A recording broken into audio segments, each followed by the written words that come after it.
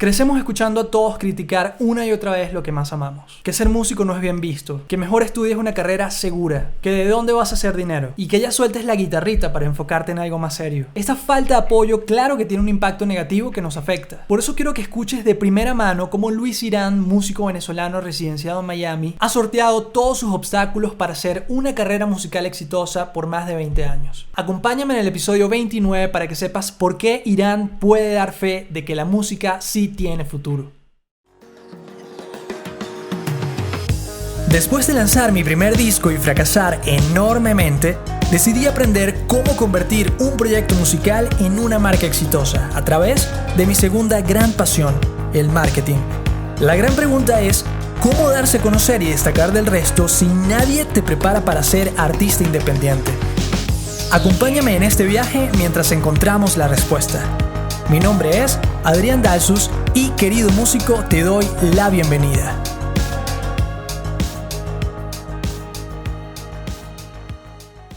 Bienvenidos, queridos músicos, a este episodio en donde tenemos a Luis Irán, músico, miembro fundador de Los Paranoias, ahorita pues con su proyecto solista Irán. Muchísimas gracias por estar aquí con nosotros, Luis. A ti, Adrián, un gustazo para mí. Qué bueno, gracias. Bueno, pues tú eres un referente en el rock nacional de las últimas décadas, por lo tanto es un honor tenerte por acá. Y me encantaría, bueno, que nos contaras pues muchas anécdotas, muchas experiencias. Y me gustaría que comenzáramos con esa primera vez que sonaste en la radio. ¿La recuerdas? La recuerdo perfectamente. Recuerdo que todavía no habíamos grabado el disco, sino que habíamos grabado un par de canciones que luego irían al disco. Lo grabamos en el estudio de Osvaldo Rodríguez, que quedaba en Colinas de Viemonte. Osvaldo Rodríguez después hizo su Carabela y todo ese proyecto que fue brutal. Uh-huh. Recuerdo que ahí fue donde conocí de mucho gusto a Wincho, el gran Wincho, Sentimiento Muerto, que vi cuando lo conocí. Para mí fue como, wow, yo no podía creer que estaba Wincho ahí, era increíble, ¿no? Entonces, nosotros llevamos esa canción, se llama Demente, uh-huh, a Rocadencia, en 92.9, sí, donde era como de los pocos sitios donde tú podías escuchar que colocaban música original de artistas del underground caraqueño, venezolano, ¿no? Uh-huh. Por supuesto no es que fue que lo llevamos y listo, y mismo lo colocaron. Eso fue porque conocíamos un amigo de un conocido de Miguel, el Chacal, y él fue el Chacal el que sonó a Los Paranoias por primera vez en la radio, y fue justamente en Rocadencia. Obviamente, yo debo tener ese programa grabado en un cassette en algún lado. De verdad no sé dónde estará. Ahorita que me hiciste acordarme, me gustaría encontrarlo, ¿no? Pero no, para mí fue súper emocionante. Esas claro, cosas que no se me olvidarán nunca. Es así. Y yo creo que mucha gente, ¿sabes? Tiene como este tema de, no, imagínate, sonar en la radio es algo que veo tan lejano, tan imposible. Y quiero que nos cuentes como ese detrás de cámaras de, claro, nos acabas de contar el momento en el que sonó, pero todo lo que tuvo que pasar antes para claro, que llegaran allá, ¿no? Entonces, ¿qué tuvo que pasar antes, no? ¿Cuántos años ya tenían, sabes, tocando, ensayando, grabando? Mucho. Lo que pasa es que yo comencé por mi lado haciendo canciones. A mí me gustaban mucho los Beatles desde muy niño, ¿no? Y entonces, desde el momento en que yo me enamoré de los Beatles, que habrán sido cuando yo tenía como 7 años, era muy chamito, yo quería hacer eso. Entonces yo de las cosas que me atraían no era el hecho de tocar la guitarra de manera virtuosa, sino yo quería era hacer canciones, fabricar canciones, hacer eso que ellos hacían, que lo ponían a cantar a uno. Eso era lo que a mí me llamaba muchísimo la atención, me enamoraba del tema de la música. Entonces yo empecé como a hacer, mis desastres de canciones desde chiquito, ¿no? Yo hacía hasta versiones de canciones de los Beatles, porque agarraba un diccionario y me ponía a traducirlas, y hacía como los Darts en su momento hacían claro, las canciones de los Beatles en español. Yo decía, bueno, yo voy a hacer una también que todavía no, o que nunca se hizo en español, y entonces con el diccionario trataba de hacerlo yo, ¿no? Qué cool. Entonces, en eso de crecer, en un momento en que ser fanático de los Beatles no era tan cool como lo es ahora, la verdad, eso hay que decirlo. De hecho, En estos días lo conversaba con un amigo mío, con Patolín Acosta, que también tiene un podcast que se llama Claro. 1, 2, 3 Sonido, Sí, sí. que recuerdo en un recreo, la hermana mayor de una amiga mía, yo llevé el Walkman para el colegio, ¿no? Y entonces salí al recreo y salí con mi Walkman y estaba sonando Drive My Car de los Beatles y ella llegó de lo más bullying y me quita el Walkman y me dice, ¿qué estás escuchando? Y entonces no me dejó ni siquiera responderle y se pone los audífonos y cuando escucha eso empezó a hacer así como que... No, Fue horrible, imagínate. fue horrible, entonces no era tan cool, ¿no? Entonces por eso me costó un poco probablemente hacer bonding con ciertos músicos porque estaban como mucho con la moda, ¿no? Claro, otra Eh, onda, es verdad. en otra onda porque yo, más o menos eso es lo que a mí me formó, ¿no? El tipo de canciones iban por ahí, sin embargo, a mí no es que nunca me dejó de gustar YouTube, The Cure, que fueron de las que me formaron, de esas dos bandas, de Venezuela, Sentimiento Muerto, Soda Stereo, todo ese tipo de bandas, y luego más adelante eh, lo que fue Oasis, por ejemplo, Ujú. Pearl Jam, Nirvana, Red Hot Chili Peppers, todas esas cosas a mí me gustaban porque obviamente, ¿no? Pero no era lo que de cierta manera se parecía a lo que yo hacía. Entonces, en eso de probar aquí y allá, mi hermano menor, con el que, bueno, vivía yo en el mismo cuarto, él se empezó a interesar en la música. Yo pensaba que mi hermano se iba a meter en el tema del deporte, pero no fue así. Él se compró un bajo y entonces terminó aprendiendo a tocar el bajo con canciones mías, ni siquiera con, bueno, también versiones, ¿no? Pero con canciones compuestas por mí. Y hubo un momento en que dije, bueno, yo lo que necesito es un baterista, ¿no? Porque siendo él alguien que había crecido conmigo, escuchaba la misma música que yo, entonces estábamos como en la misma onda. Claro. Y fue ahí cuando armamos Los Paranoias, o por lo menos la idea de Los Paranoias, habrá sido en el 96, 97, una cosa así. Imagínate. Y nos costó muchísimo encontrar un baterista por la misma razón de esto que te estaba explicando. Ujú. Y después de varios, fue en el 2001 que encontramos a David Oliveira, y apenas encontramos a David, que estaba como en la misma onda de Oasis y del rock británico, pero aquí hicimos un muy buen clic con él. Yo dije, vamos a grabar ya antes de que ese tipo se vaya, porque yo estaba seguro que él se iba a ir de la banda en algún momento. Ok. Y nos metimos bueno, yo busqué a Diego Márquez, que era uno de los músicos productores que por ahí estaban haciendo cosas que me parecen interesantes. Diego Márquez venía de ser Pacífica, y Pacífica era una de esas bandas que a nosotros nos influyó muchísimo, admirábamos muchísimo. Yo llegué a ir a varios ensayos de Pacífica en eso de, ¿sabes?, palabrear a Diego para que nos produjera el disco y nos lo grabara y todo eso. Ujú. Te lo estoy resumiendo bastante, ¿no? Porque el cuento es Claro. un poco más largo, pero terminamos grabando con Diego en el 2002. Ok. Y más o menos en esa época, eh, bueno, te estoy hablando, imagínate, desde el 96 hasta el 2002, pero te estoy echando el cuento medio chimbo porque me salté la ida a la radio, ¿no? Porque lo de Claro. la radio salió justamente antes de grabar este disco. Ok. Habrá sido en el 2001, pues porque el disco lo grabamos en el 2002. Esto habrá sido en el 2001, esa única canción, y bueno, como te digo, miles de bateristas que pasaron por el medio, y ni siquiera es que teníamos toques, porque nosotros comenzamos a tocar así en bares, fue justamente cuando encontramos a David, y fue en enero del 2001 más o menos. Habrá sido, ¿qué? ¿Cuántos años? 6 años, 7 años más o menos, Claro. algo así, menos, no sé. Claro, imagínate. No, es eso. O sea, es un tema de constancia, ¿no? De estar Totalmente, allí, de estar allí. totalmente. Y ahorita que mencionaste el tema de los discos, pues ya tienes un montón de discos encima, ¿no? Y claro que eso ayuda a que uno sea un mejor músico y a que uno tenga como mucha experiencia, sobre todo en el estudio, ¿no? ¿Cómo hacías en ese momento para el tema, por ejemplo, de costear el tema de todas las horas de grabación, de mezcla y tal? Porque creo que es un tema que muchos músicos también se preocupan por eso. Entienden que quizás hay que invertir, obviamente, en su proyecto, en su música, pero se frenan, ¿no? ¿Sabes? Como que hacen un cortocircuito y dicen, no, ya no puedo pagar eso, ¿no? ¿Qué te Es motivó a ti difícil. o qué te ayudó a ti para superar ¿Qué, esa... qué, que es que yo no quería hacer más nada. O sea, era lo que más me motivaba a mí, era lo que más me interesaba a mí, era hacer un disco. Y tuve la gran suerte de tener como llave a mi hermano, ¿sí? Claro. Y que estaba tan motivado como yo, y bueno, y ahí estaba al lado mío. Durante todos estos años lo que probábamos bateristas y la cosa no se daba y volvíamos a intentarlo con otro y salían nuevas canciones y seguíamos intentándolo de una u otra manera. Entonces, lo que hicimos, bueno, con los ahorros, ya yo estaba, pienso que ya yo estaba trabajando, uno de mis primeros trabajos, ahorrando por ahí y obviamente nos ayudó mi papá. Me acuerdo que mi papá nos regaló una neverita que tenía en su oficina, para que nosotros la vendiéramos y con esa plata pagar el disco. Imagínate. El disco y el Claro, mastering, recuerdo. Sí, imagínate. porque era completamente distinto ahora, o sea, la situación era completamente distinta.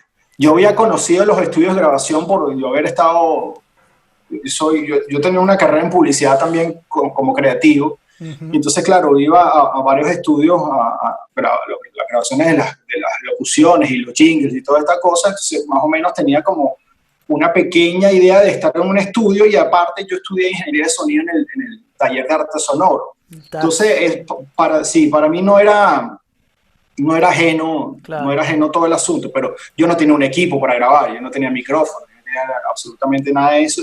Y la parte técnica de la ingeniería de sonido en ese momento, wow, me fastidiaba un montón. Entonces, nada, yo asumí que tenía que reunir plata para grabar un disco y así fue, pues, con Diego. En el estudio 10D2 se grabó el disco, eso quedaba en Las Acacias y luego se mezcló en el disco, en el estudio que construyó Diego con Claudio Leoni allá en Santa Mónica. Claro, buenísimo. Y tocando a fondo ese tema, muchos músicos, incluyéndome, ¿no? En su momento, aprendemos un poquito de ingeniería de sonido justamente como para abaratar costos, para ahorrar, para poder hacerlo todo en este tema do it yourself, ¿no? Mm. Y sí me gustaría saber tu opinión acerca de hasta qué punto es bueno, ¿sabes? Hacerlo todo tú y en qué momento sientes tú que, claro, porque te tuvo que haber pasado, aprender a decir, no, mira, esto tengo que tercerizarlo, ¿no? El máster lo tiene que hacer otra persona, la mezcla la tiene que hacer otra persona. ¿Cómo fue esa epifanía?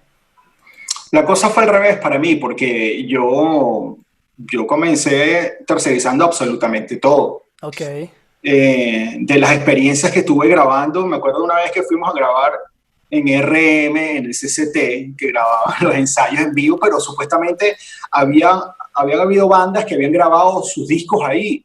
Entonces para nosotros era como una alternativa también por el precio y toda la cosa, y cuando claro, vimos lo que grabamos, sin tener muy claro que se necesitaba un productor que le pusiera orden al asunto, y que eso que grabamos era horrible, había quedado espantoso, no solamente por lo que nos entregaron, que con esto no estoy queriendo hablar mal de ellos porque ellos hicieron un muy buen trabajo, claro, claro. sino también porque nuestro performance fue terrible, o sea, no estábamos claros con lo que estábamos haciendo. De hecho, eso fue, con RM, eso fue como otro de los bateristas.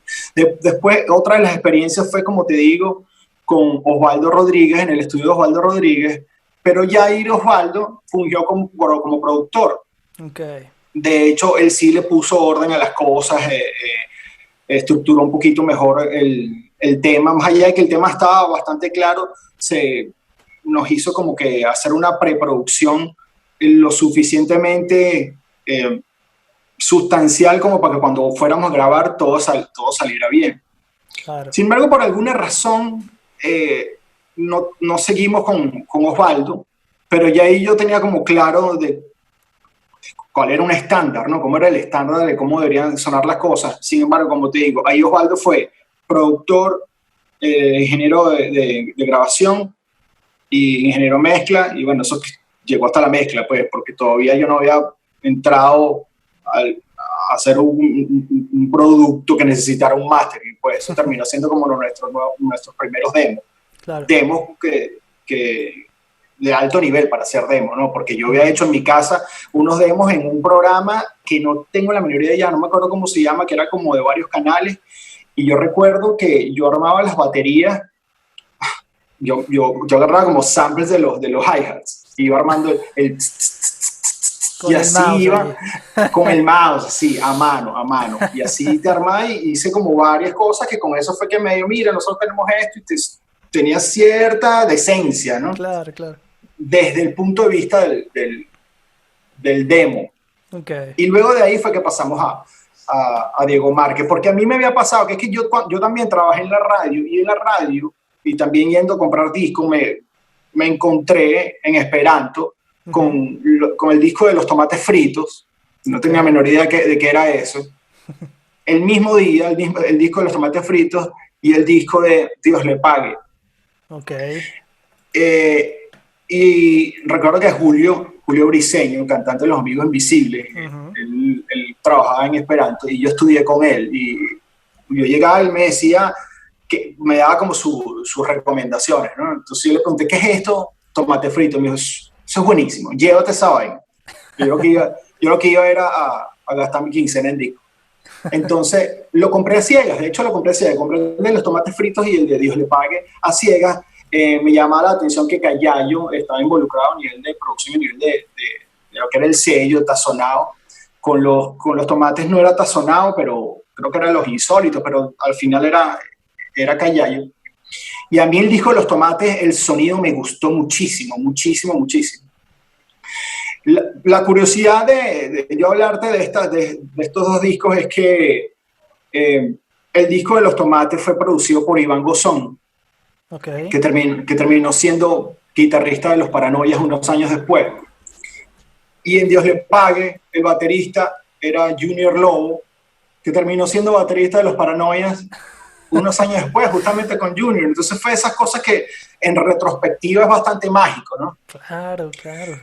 Pero luego, yo en la búsqueda de ese productor, del tal Iván Gozón, que antes no era que había en las redes sociales, yo no podía encontrar a la gente igual de fácil, Claro.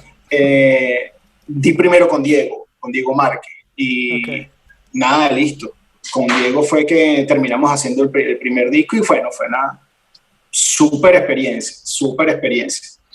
Y bueno, ya luego he estado ya en otros estudios y la cosa ha ido de cierta manera mutando, porque yo me cansé de eso que tú hablabas al principio, de estar tan preocupado de cuántas horas me quedan, tengo que aprovechar el tiempo al máximo, de no estar Sí. relajado en una sala de grabación, porque tengo que aprovechar el tiempo porque me va a costar más caro, porque se van a acabar las horas, porque wow, eso Sí. es horrible, eso es horrible. Entonces Total. lo que hice fue empezar a involucrarme en la grabación de mis cosas, no de manera full, no, pero sí ciertas cosas, voces, guitarras y ese tipo de elementos, hasta que bueno, hasta que al final cuando me puse de lleno con el EP que saqué el año pasado, bueno, me volví, no quise yo solo eso, claro, estábamos por el piso con lo de los apagones y eso fue para mí como algo que me ayudó a lidiar con toda esa cosa y salió el EP.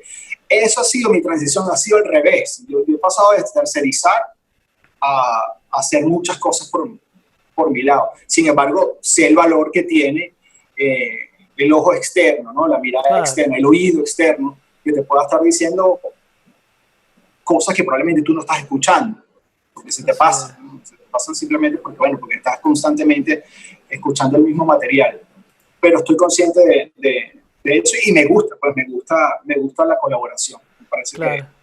que ayuda a crecer la obra, pues el tema, la canción.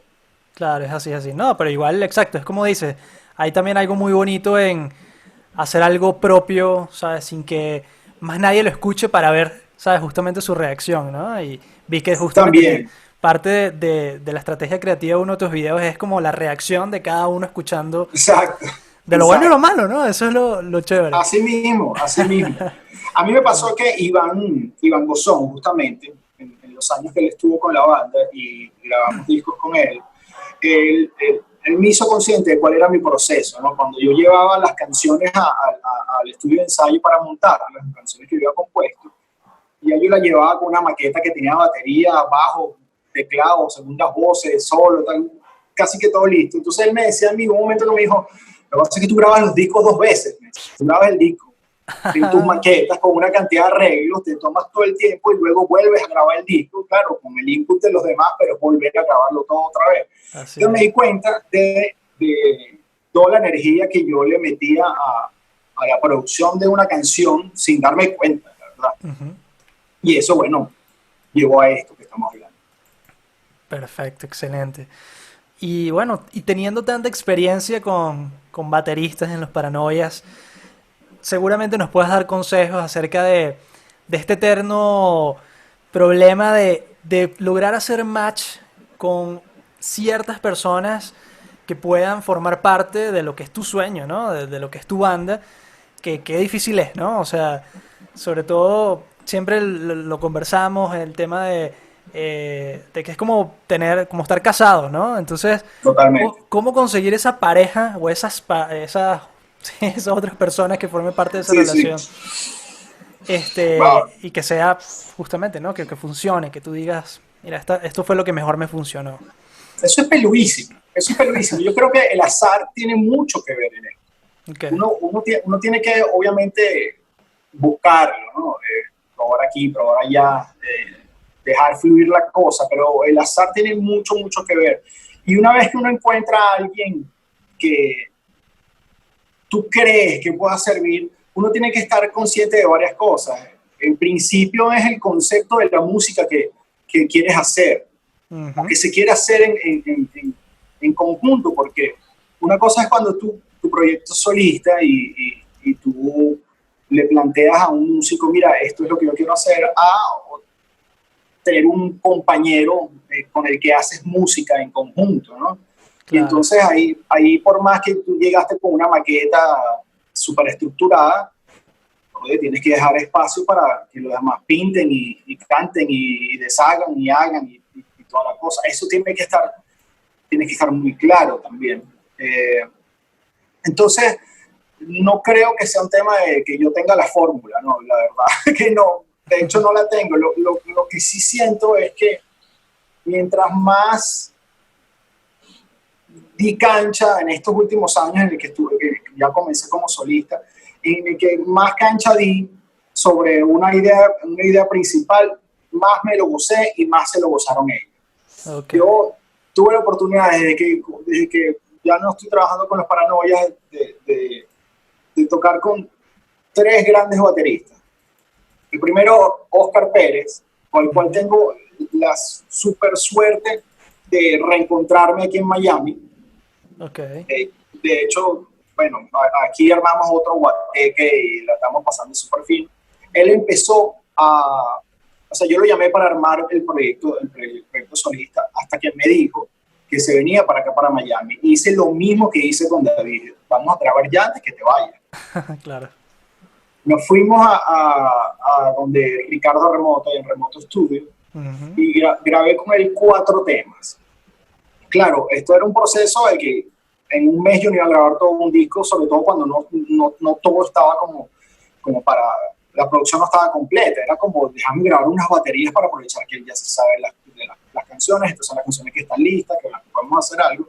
Y luego, en medio de todo eso, eh, se aparece, no, yo lo tenía visteado a Tomás Zavala, ok, de Ultravioleta. ok. Wow, que también era un gran músico, es un gran músico, gran baterista. Una de las cosas que pasó fue que él se aprendió un par de temas para irlos a grabar. También participó en varios toques en vivo. Entonces, cuando estábamos en el estudio, los grabó tan rápido, tan rápido. Mira esto de lo que estamos hablando, de que uno quiere que el tiempo aprovecharlo lo más posible. Lo grabó Ujú. tan rápido que sobró tiempo. Eso es como un milagro. Imagínate, Entonces, claro. Ricardo me dice, pero vamos a aprovechar estas horas. Y yo le digo, pero es que él no tiene ni idea de ninguna otra canción. Y le puse el demo de una canción que se llama Laberintos. Ok. Y esta canción tiene una métrica complicada. Es increíble que a la segunda toma ya la tenía. ¿Qué? Increíble que a la segunda toma ya la tenía. Y nosotros dijimos, no. Me hace una tercera toma porque esto no puede ser. Y la volvió a Claro. hacer perfecto, la volvió a hacer perfecto. No sé cómo lo No. increíble, Tomás increíble. Pero Tomás también se vino a ir para Chicago. Ajá. Y como todo, no hay mal que por bien no venga. Eso abrió cancha a que en ese momento a mí me había llamado Félix Ayuda de la Fundación Banda para que yo dirigiera las sesiones rock en Eñe en homenaje a Sentimiento Muerto. Ok. Y Víctor Rodríguez, mi hermano Víctor Rodríguez, toca el teclado, Víctor está desde el último disco de Los Paranoias tocando conmigo, y para mi proyecto solista lo llamé también para que participara. De hecho, él es clave en las primeras canciones mías solistas, él es clave de unos toques que sin él no serían las mismas canciones. Y me dice, mira, Chuy, baterista de Fauna Crepuscular, resulta que eran vecinos, es fanático de Sentimiento Muerto, fanático. Ah, bueno, buenísimo, vamos a decirle a él para que se monte todo esto. Creo que la primera vez que toqué con Chuy, desde ese momento no he dejado de tocar con él. O sea, bueno, ahorita que estoy acá y tal, pero se creó algo que para mí fue increíble. Tanto con él como con Tafio, que también estuvo en ese proyecto, se terminó convirtiendo en la banda fija Ok. por unos cuantos años. Y bueno, Chuy, uno de los bateristas más sólidos que yo he conocido, con los que yo he tocado, es increíble. Entonces, mira qué fino poder, como te digo, abrirme a que la cosa fluya. Ella está, cada uno de estos tres bateristas le metieron su sazón a canciones que se supone que eran mías, se supone, terminan siendo de varios, pues, de todo el Claro, claro. mundo. Y cada uno la llevó para un sitio distinto, y es por eso que, o sea, uno no puede dudar nunca que la colaboración enriquece totalmente. Claro. Pero fíjate qué interesante, ¿no? O sea, uno pensaría que hay que descubrir a la gente, ¿no? Que es como que no los conoces y va a surgir de la nada. Y realmente es gente que, como tú dices, la tienes en el radar, sabes más o menos quiénes son, incluso pueden tener otras bandas y cuántas no conocemos, ¿no? Que son super bandas que se crean pues de integrantes de otros proyectos, De ¿no? otros proyectos, sí. Qué bueno, qué Sí. bueno. Yo tuve esa suerte de tener, para mí era una super banda, porque Taffy también uno de los grandes bajistas con los que yo he tocado, que bueno, Tafio y Víctor estaban, bueno, habían tocado con mil proyectos en ese momento, estaban con todo el mundo, pero por alguna razón algo pasó que, oye, se enfocaron mucho en mi proyecto, Claro. que terminó siendo el proyecto de todos. Tanto es así que nos llamábamos, o sea, eso se presentaba como Luis Irán y la familia. Ok. Venía de la canción La familia, la fauna y la convivencia, pero éramos como una familia, entonces, no, es que esto, yo quería como ponerle un nombre, ¿sabes? Yo sabía que era mi proyecto solista, pero lo sentía tan de todos que decía, no, yo tengo que como que, por lo menos a esto, lo que es la experiencia en vivo, darle otra nomenclatura. Cuando dije la familia, es Luis Irán y la familia, pues, Muy y bien. ocurrió eso. Qué bueno, qué buen cuento, qué buen cuento. ¿Y cómo es la movida allá en Miami? O más bien, ¿cómo sientes que se puede, sabes, seguir haciendo buena música, seguir haciendo bulla, sobre todo eso, en Caracas y en otros sitios, pues en otras ciudades, estando lejos, ¿no? Que a todos nos ha tocado ahorita estar lejos. ¿Cómo manejas esa parte? ¿Cómo? Todavía lo estoy descubriendo, Adrián, todavía lo estoy descubriendo.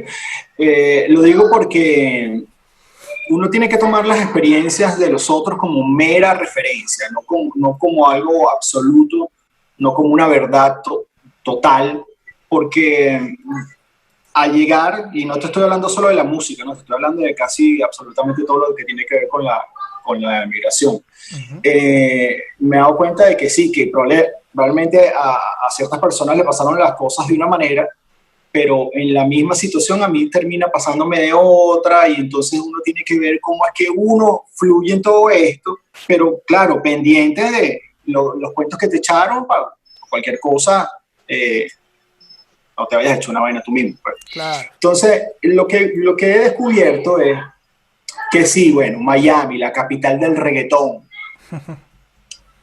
pero oye, te voy a decir algo. En Miami escucho menos reggaetón de lo que escuché en Caracas en los últimos años.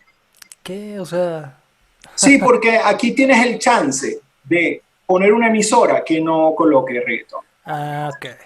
tú tienes el chance que no solo una emisora, varias emisoras que no coloquen reggaetón, donde puedes escuchar rock alternativo. Cuando digo el rock alternativo, el rock underground, cosas. La radio de la Universidad de acá de Miami, hay otros donde es rock clásico, rock de los 80, o sea, hay una cantidad de cosas y entonces, wow, no como, y con esto no quiero, no es en detrimento de la Mega, a quien, wow, lo quiero muchísimo y que de verdad, sin la Mega, o sea, yo no soy quien sería como músico porque el apoyo que yo recibí de esa emisora fue total, pero la Mega estaba pasando reggaetón, pues, entonces, Sí. entonces la cosa de la experiencia que me voy a Miami, la capital de reggaetón, y aquí escucho menos reggaetón, es raro, pues, Ya. es raro, porque tengo la opción. Y también descubrí que hay una movida realmente underground de rock and roll y rock garage, rock punk, rock crudo, que se presentan no solamente en ciertos bares, sino que arman como unos guateques locos ahí en casas y han creado como una red digital.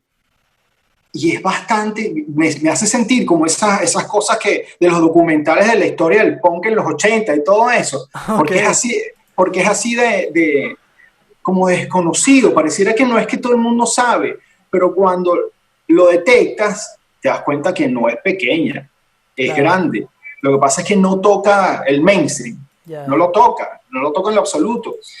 Yo me he dado cuenta, por ejemplo, de que, por lo menos en Venezuela, en Caracas, el impacto de las redes sociales es súper importante, la cantidad de seguidores, todas las cosas que pasan. Y aquí hay bandas que son dentro de esta movida, que no es gigante, pero tiene su tamaño considerable, Ujú. que sus seguidores son poquitos, no pasan de 1000 en las redes sociales. Claro. Y entonces es como un fenómeno que es tan distinto al nuestro, que todavía yo lo estoy descubriendo. Yo me siento como un chamo de 15 años porque es súper divertido ir descubriendo banda tras banda, tras banda, tras banda, que, bueno, que no están ahí, pues no están en la radio ni nada de eso, pero aparecen y tienen música muy fina, muy interesante. Qué bueno, qué bueno. Sí. Y ahorita que tocas esto de descubrir bandas, ¿cuál recomendación le darías tú a alguien que esté empezando en la música o bueno, que ya tenga tiempo, que quiera precisamente darse a conocer, ¿no? Que quiera destacar del resto? ¿Qué recomendaciones se te vienen a la cabeza? Tú sabes que a veces yo siento que eso de las recomendaciones es como pavoso. Cero. ¿Sabes por qué te lo digo? Porque la verdad es que yo no soy quien para dar recomendaciones. Yo te puedo echar el cuento de lo que me ha servido a mí. Ok. Y bueno, a ver si a ti o a quien nos escucha le agarra como más o menos idea ahí, lo puede aplicar y le puede servir. Yo creo que a quien quiere tomarse esto y crecer en esto, porque eso de destacar uno de los otros entra en un terreno competitivo que pone la cosa un poco antipática. Claro. Yo creo que quien quiere de cierta manera crecer en esto, tiene que trabajar. Y cuando digo trabajar no puedes conformarte con una canción, ni con dos, ni con 100. Tienes que seguir haciendo la canción. Seguir Claro. haciendo la canción. De hecho, es como lo decía George Harrison, ¿no? Que las grandes canciones de George Harrison comenzaron a aparecer en los discos de los Beatles ya a finales de la banda, ¿no? Sí. Entonces él decía, lo que pasa es que, claro, yo estaba haciendo todas mis canciones malas cuando ya la banda estaba formada. En cambio, estos dos ya habían hecho todas sus canciones malas antes de que explotara la banda. Entonces ha sido como un proceso en el que tú tienes que exorcizar todo ese poco de canciones como para ir el crafting, ¿no? Irlo mejorando, irlo perfeccionando.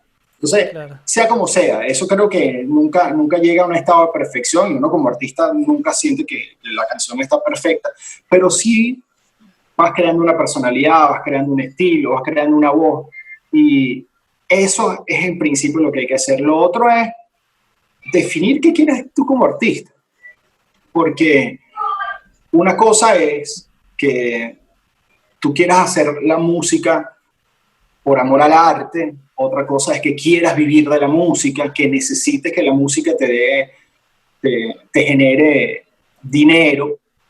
Son dos puntos de vista distintos. Yo no digo que están divorciados, yo creo que sí se puede llegar a un equilibrio en eso, pero entonces te lleva a otras cuestiones, ¿no? Como cuál es el tipo de música con la que tú conectas, con la que tú estás dispuesto a trabajar. Y puede ocurrir el caso que la música que tú haces no es necesariamente la más comercial.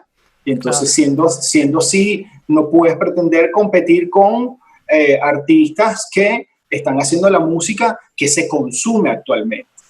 Sí. Y eso no es ni bueno ni malo, es simplemente saber qué vas a hacer.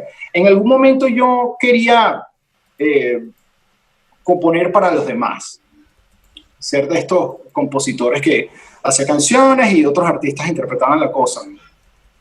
Pero como la industria se fue convirtiendo, me dejó de llamar la atención, porque realmente si lo que se está buscando, recuerdo en algún momento me pidieron lo que necesitamos algo que suene a Rihanna con no sé qué cosa, no me acuerdo cómo era el asunto. Uh-huh. Y yo dije, bueno, yo podría hacer el ejercicio, pero no me siento cómodo. Pero hay quienes tienen la cosa, y hay unos genios, porque eso es una genialidad, y eso yo lo celebro, lo respeto. Me parece que hay gente que lo sabe hacer muy bien, que llega y te lo hacen. Eso es tener el oficio, eso es tener el crafting. Y bueno, tú tienes que saber quién eres tú. Y depende de eso, ver hacia dónde vas. Es como todo, es como, si tú quieres ir para los Grammys, hay una dirección para allá, sí. Hay una dirección hacia allá. Tienes que buscarla, tienes que ver. Como te quieres inscribir en cierta universidad, tienes que ir a la universidad e inscribirte en la universidad. ¿Quieres ir para los Grammys? Bueno, hay una ruta hacia los Grammys. Que no es que porque tengas la ruta clara es fácil, ¿no?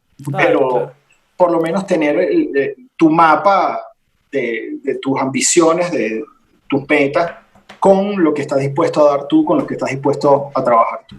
Claro. Wow, es que creo que lo resumiste perfecto, ¿no? O sea, mientras decías todo esto, el ejemplo que me imaginaba era el de un diamante en bruto, ¿no? Que se va puliendo con los años y llegará un momento donde realmente el diamante, mira, qué bonito, ¿no? Y tal, pero durante todo ese trayecto uno se va puliendo, ¿no? Qué bueno.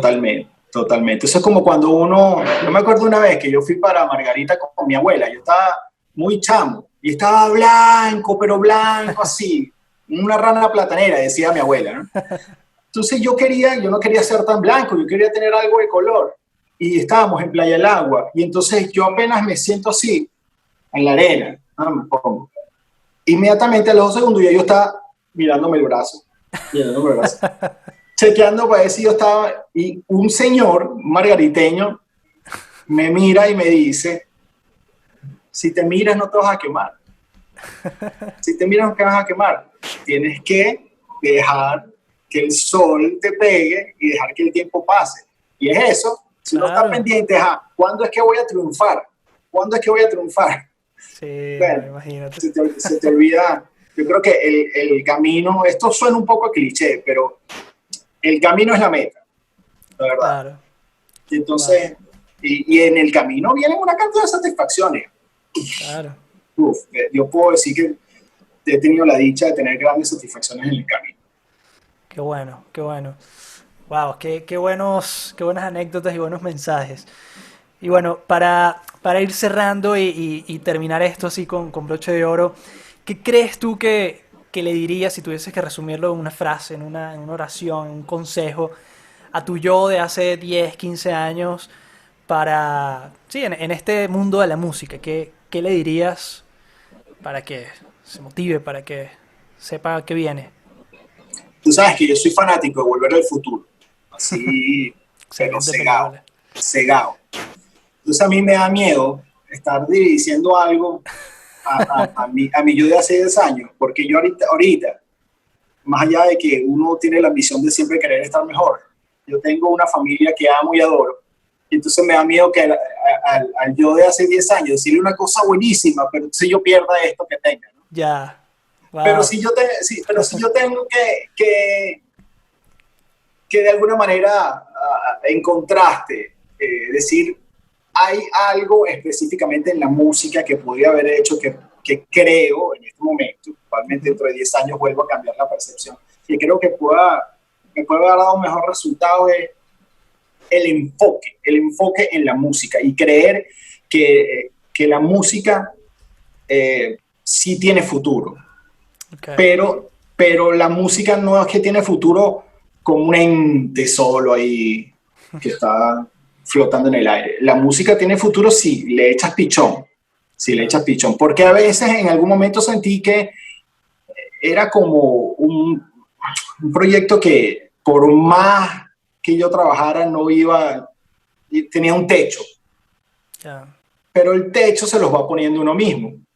Uno tiene que redimensionar qué significa la música para uno. Pero entonces yo creo que yo me diría, hey, sí, la música es el asunto. Sí es la música, no creas que no. Sí es la música, enfócate ahí. No creas que estás siendo superficial, no creas que estás haciendo algo que el mundo no necesita, porque siempre me pasaba eso, ¿no? Que, el musiquito, la cosa. Hay cosas más importantes. Sí. La ecología, la política, ser abogado, qué sé yo nunca pensé en ser abogado, pero por ejemplo, el tema corporativo, mi carrera corporativa como publicista y toda la cosa, entonces yo sí me diría, no te dejes marear por eso, porque con la música sí se puede enfocarse, sí se puede, pero bueno, vas a tener que echarle pichón. Claro. Eso es. Wow, excelente consejo, qué bueno, qué bueno. Bueno, Luis, qué bueno, qué grata entrevista, qué grata espacio que nos hayas acompañado por acá. Muchísimas gracias. No, gracias, Adrián. A la orden siempre. Buenísimo. Felicitaciones por este espacio, por dejarnos echar los cuentos. Claro. Que no solo yo, ¿no? Tengo muchos amigos que han pasado por experiencias increíbles, que pueden ayudar a alimentar no solamente este podcast tuyo, sino a quienes lo escuchan, que es lo importante, ¿no? Así es. Y nada, te lo agradezco y siempre a la orden. No, vale, a ti, muchísimas gracias y nada, nos estamos hablando por allí. Buenísimo. Gracias. Si te ha gustado este episodio, te invito a compartirlo con otros músicos, dejar un buen review del podcast y seguirnos en redes sociales para más contenido de valor.